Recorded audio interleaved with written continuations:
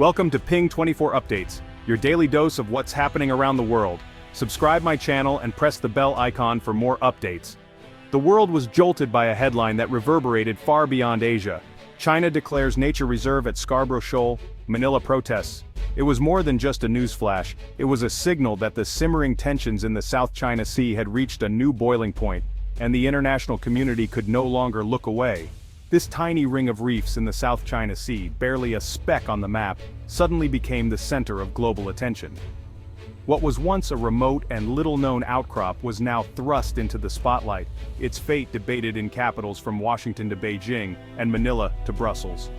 For the Philippines, Scarborough Shoal, known locally as Panatag Shoal, is far more than a patch of rocks and coral. It's a lifeline for thousands of fishermen, a source of food and income for coastal communities, and a powerful symbol of national pride and sovereignty. Generations have cast their nets here, passing down stories of the sea and the bounty it provides. China's declaration wasn't just about conservation, it was a bold assertion of control just 200 kilometers from the Philippine coast. Filipino outrage was immediate and widespread, sparking protests in the streets and fiery debates in parliament. The move was seen as a direct challenge to Philippine sovereignty and a test of the nation's resolve. Generations of fishermen now faced exclusion from their traditional waters.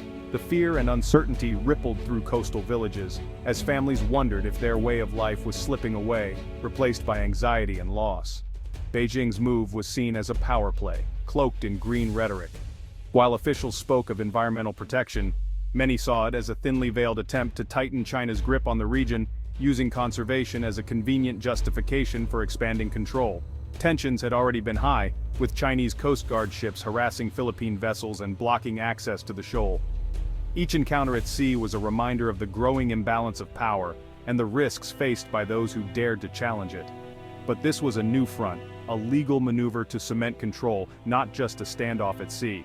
By invoking environmental protection, China sought to legitimize its presence, complicating efforts to resolve the dispute through international law and diplomacy. China aimed to normalize its presence, daring the world to accept its claim as a fait accompli.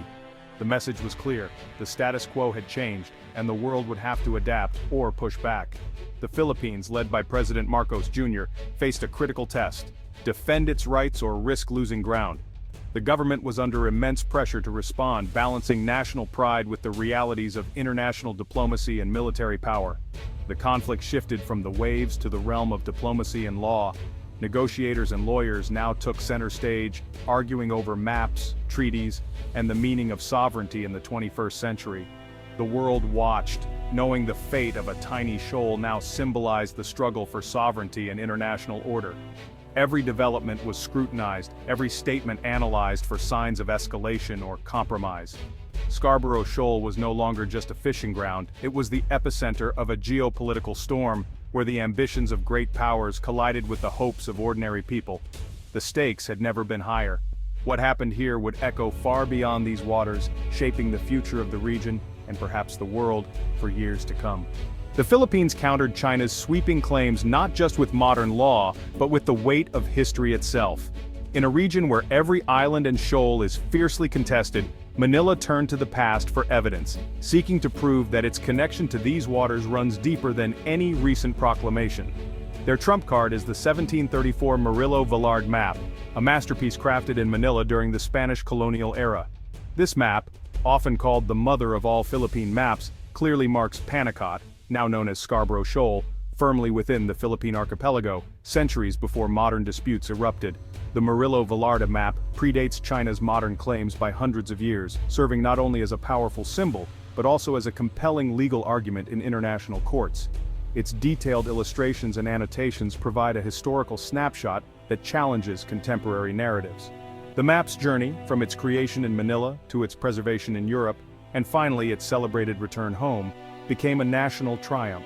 Its homecoming was widely covered in the media, reinforcing the Philippines' deep-rooted connection to these contested waters and igniting a sense of pride among Filipinos. Manila now presents the map in international forums, using it as a key piece of evidence to challenge China's narrative and assert its own historical rights before the world. The message is clear: The Philippines' claim is grounded in centuries of documented history, not just in recent legal arguments or shifting political winds. The Murillo-Villard map directly undermines China's 9-dash line, exposing it as a modern invention with little historical basis. Analysts and historians alike point to the map as a crucial piece of evidence in the ongoing debate. For the Philippines, this dispute is about more than territory or resources. It's about national identity, heritage, and the legacy passed down through generations who have lived by and relied on these seas. The map stands as a silent but powerful witness, refuting Beijing's sweeping claims and reminding the world of the Philippines' enduring presence in these waters.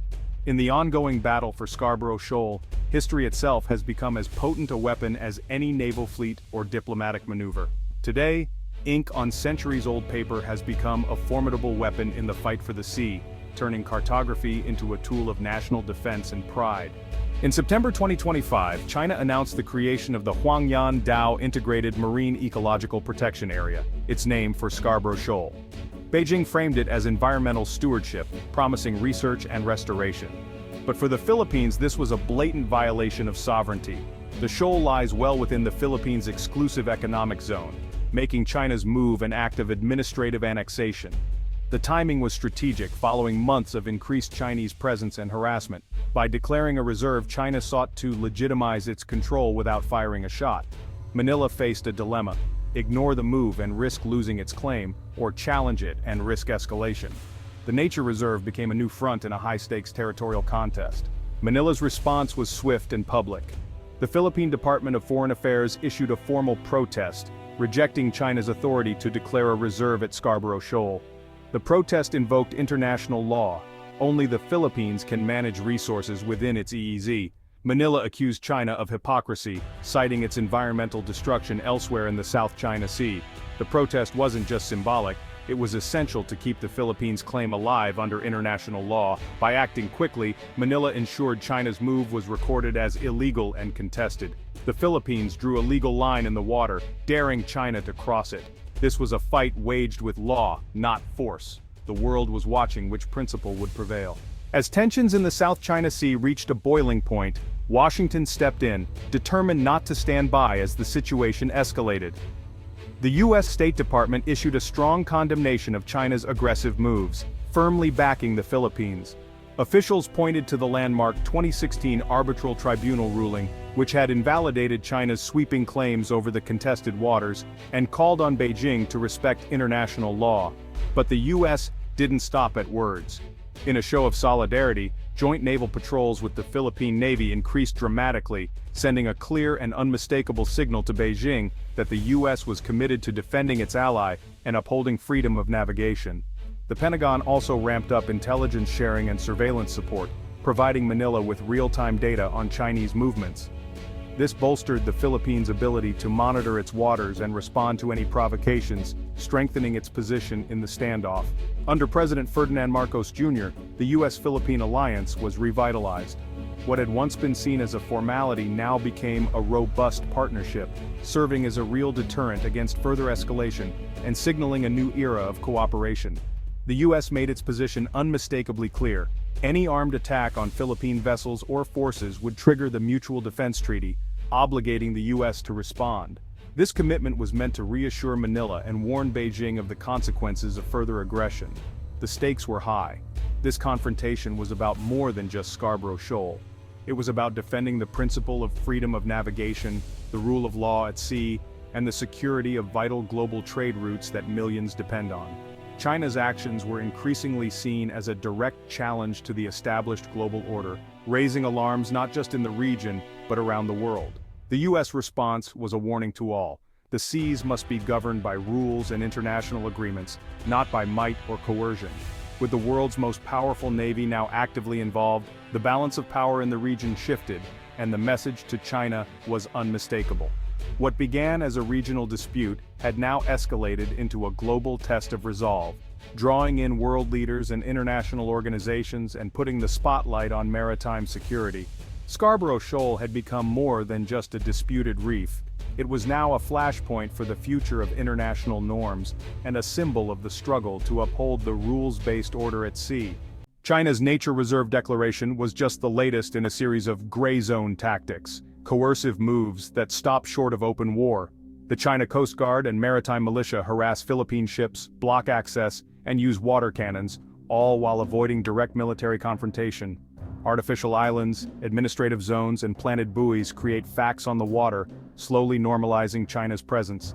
Each act is designed to wear down resistance and make China's control seem inevitable.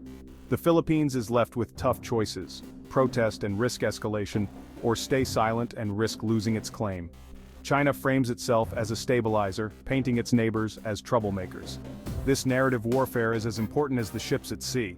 The Scarborough Shoal Reserve is a textbook example, a territorial grab disguised as environmentalism. The real battle is for legitimacy, on the water and in the world's eyes. The outcome will shape the region's future.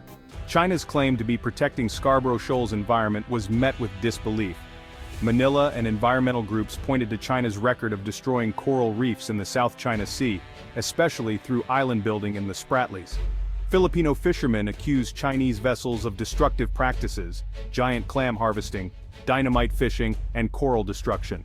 The Philippines called out China's greenwashing, using conservation as cover for expansion. Ironically, Scarborough Shoal does need protection, but real conservation requires cooperation, not unilateral action. China's move politicized the ecosystem, making genuine protection impossible. The dispute turned an environmental crisis into a geopolitical one. The well was poisoned, trust was gone. The reef's fate now hangs on politics, not science. The 2016 Hague ruling is the legal bedrock of the Philippines case. The tribunal rejected China's 9-dash line and affirmed Scarborough Shoal lies within the Philippines' EEZ. It ruled China had violated Philippine rights by blocking access and interfering with fishing. China dismissed the ruling, refusing to recognize its authority. The current standoff is a direct challenge to that decision. For Manila and its allies, the ruling is binding. For Beijing, it's irrelevant. Every protest and U.S. statement references this legal victory. The fight is about more than rocks. It's about whether international law can stand up to power. Scarborough Shoal is the test case. Why does Scarborough Shoal matter? Because it sits in the South China Sea, a vital artery for global trade. 1/3 of the world's shipping passes through these waters, linking Asia to the world. Control here means influence over trillions in commerce, and access to untapped oil and gas. The principle at stake is freedom of navigation. Can any nation claim and control these seas? If China's actions go unchallenged, it sets a precedent for might makes right. The world's economic stability and the rules-based order are on the line. Scarborough Shoal is more than a reef, it's a symbol of the global struggle for law over force. Its fate will echo far beyond its waters.